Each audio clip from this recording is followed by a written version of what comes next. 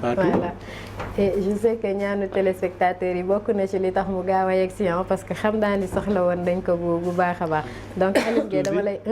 Mouhamed voilà donc Mouhamed Mballo mooy suñu invité tey nekk coach en art oratoire. Mouhamed daa mel ni embouteillage la sonaloon ñu ngi lay nuyu di la wax dara jàmm. nice alhamdulilah ñu ngi leen di delloo ziar di leen remercier ci invitation bi. daanaka waxtu bi jeex na li ñu des sax bëriwul mais yow boo amoon loo ñuy wax ci lu ñeel art oratoire lan la. waaw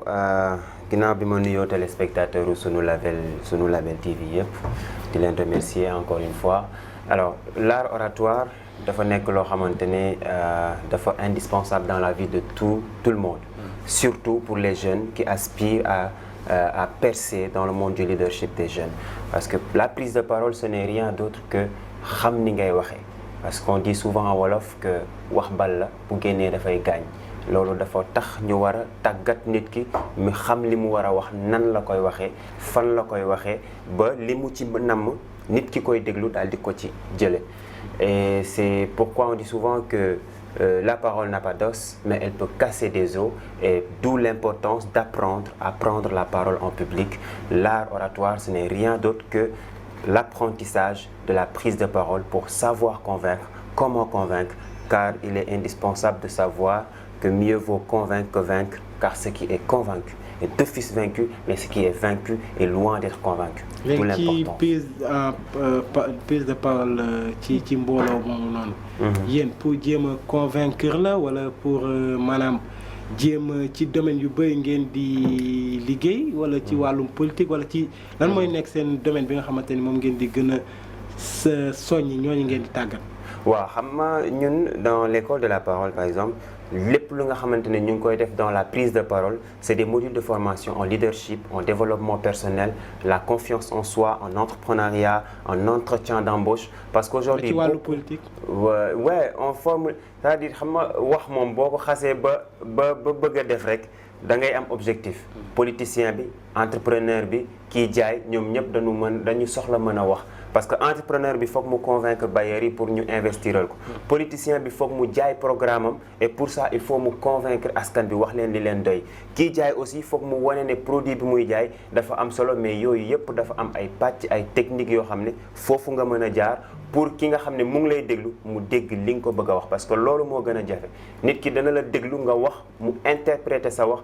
du dégg li nga ko wax maintenant nag comment tu vas faire pour dire ce que tu as envie de dire de la manière qui te permettra de convaincre et de livrer le message qu'il faut à la personne, à la cible. Voilà pourquoi dans notre structure nous bu ñu lay tàggat dañuy xam exactement ci ban domaine ngay yëngu xam exactement yan module nga soxla mais exactement aussi nan la ñuy def ak yow quelles sont les techniques les voies et moyens pour nga mën a atteindre sa objectif. Alhamdulillah. C'est devenu une formule magique on va dire. léegi tey nga nekk en phase politicien adopté benn système de communication dem entretien d'embauche jël yenn mots Aliou daan utiliser dugal ko est-ce qu'à un moment donné nekku benn formule magique passe-partout bi nga xam ne même nit yu lay déglu dañuy dem ba xaw a décerner yenn failles. Alors c'est ce que je disais xam nga lu ne ak li muy laaj parce que tey politicien bi nga xam ne moom programme la yor. ak ki nga war a def entretien d'embauche kenn ku ne dafa am li mu war a def li mu warul def dafa war a am nu mu war a waxee ak ni mu warul waxee parce que la parole est deux lieu et manière lieu bi nga nekk dafay déterminer la manière avec laquelle tu vas prendre la parole parce que tey mënoo nekk par exemple ci dëj ñu war a jaale wala nga war a annoncer décès ñëw avec le sourire mesdames messieurs Modou est mort tu vois donc il y a une manière il y a un même bu dee tu n'es pas triste même su fekkee ki décédé xamoo ko il faut adopter ce personnage-là parce que l'orateur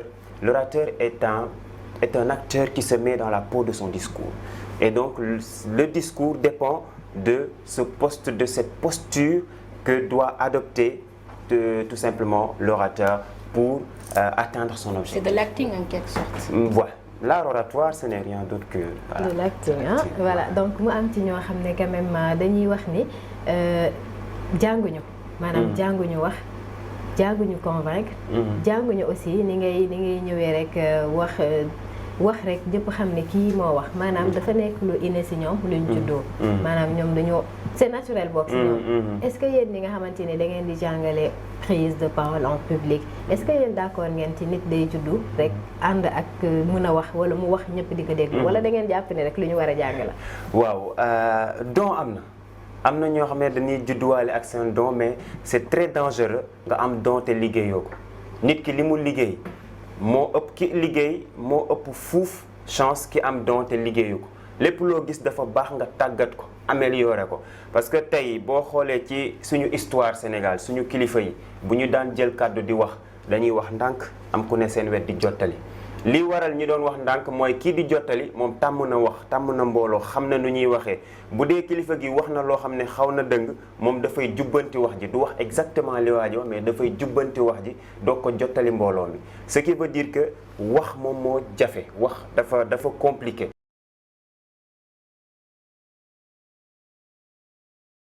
benn kàddu ñëpp jéppi ko waaw d'où l'importance nag loo am don loo am talent nga daal di tàggat sa bopp ba war a mën a améliorer parce que la perfection elle ne doit pas avoir de limite et on doit être un acteur dans l'apprentissage dans tous les domaines surtout dans l'art oratoire. mais dañuy gis ni surtout ci wàllum politique yi acteurs politiques yi dañuy am ay conseillers en com et tout. n'empêche des fois dañuy def ay suñu jëlee parole. dañuy def ay dérives. loolu lan moo koy waral. waaw xam nga booy liggéey ak kilifa nag ñu ci bari peut-être dinañu am benn réserve bi ba ni ñu war a liggéey ak yow duñ ko liggéey ak yow mais nit ki moom boo ko fekkee ci domaine am bu la waree tàggat rek man jàpp naa ni daf la war a wax li la ñeneen ñi dul wax mu won la liñ la dul won mais aussi wax la conséquences yi nga xamante ne wax bu am dérive mën na ko indi parce que tey peut-être dañuy emporté wu mooy li kii wax peut-être di nga wax mu neex nga waxaat mu neex ñu jàpp ne tu es un bon communicant nga ne soxlawuma entourage communication technique et bu boobaa pour nga wax bêtise wala pour nga wax luy tax nit ñi jéppale dafay yomb tu vois donc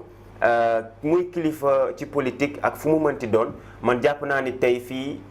Sénégal ñu bari da nga leen di déglu dañuy doyadi en fait parce que da ngay nekk xale bu ndaw di dégg kilifa muy wax yu doyadi wala nga nekk xale bu ndaw gis responsable wala leader di dagga sante ci yoo xamante ne amul benn njëriñ et donc ça fait mal parce que tout simplement quand le dirigeant doit avoir ce posture de leader doit dire des choses qui ont du sens pour mën a wax nit ñi lu leen amal njëriñ je pense que bu dee mënu ko def y a problème. toujours waxtu bi damay ñëw si benn question boo xam ne tout le temps damay dégg nit ñi di ko lance sur les réseaux sociaux est-ce que l'art oratoire se moque de la vérité maanaam tey art oratoire yéen da ngeen di jàngale nit ki nu mu war a waxee et cetera à un moment donné c'est comme si da ngeen di wax mais sans vous soucier de dire la vérité yéen seen objectif c'est de convaincre le public qui est en face de vous naka ngeen gisee loolu. waaw xam nga art oratoire dafa bari pàcc effectivement li ngay wax bokk na ci comment convaincre sans avoir raison. loolu daf ci bokk mais lépp loo xamante ne yaa ngi koy def fu mu ne nii je pense que li ëpp solo mooy yow mi nit ki en âme et en conscience boo demee ba war a jël kàddu nga xool ci sa diggante ak ñi ngay waxal waaye xool ci sa diggante ak sa borom parce que xam-xam yi bari na science bari na ñi am na ñu ciy liggéey lu baax am na ñu ciy liggéey lu bon muy leneen ak lenn lépp loo gis am na partie yoo xamante ne mën nga ci def lu baax comme mën nga ci def lu bon nit ki nag bu demee ba am xam-xam bi moom mooy xool fu mu koy jëfandikoo ak nan la koy jëfandikoo xool ci diggante moom ak boromam aussi. voilà donc waxtu bi moo ñu dab waxtu bi ñu amoon Mouhamed Mballo moo ñu dab bàyyi la nga tàggoo. waaw ñu ngi leen di remercier di remercier encore une fois les téléspectateurs de Sunu Label di la encourager aussi si ça va tout vraiment c'est un plaisir on aurait aimé peut-être avoir plus de temps pour vraiment développer comme il faut mais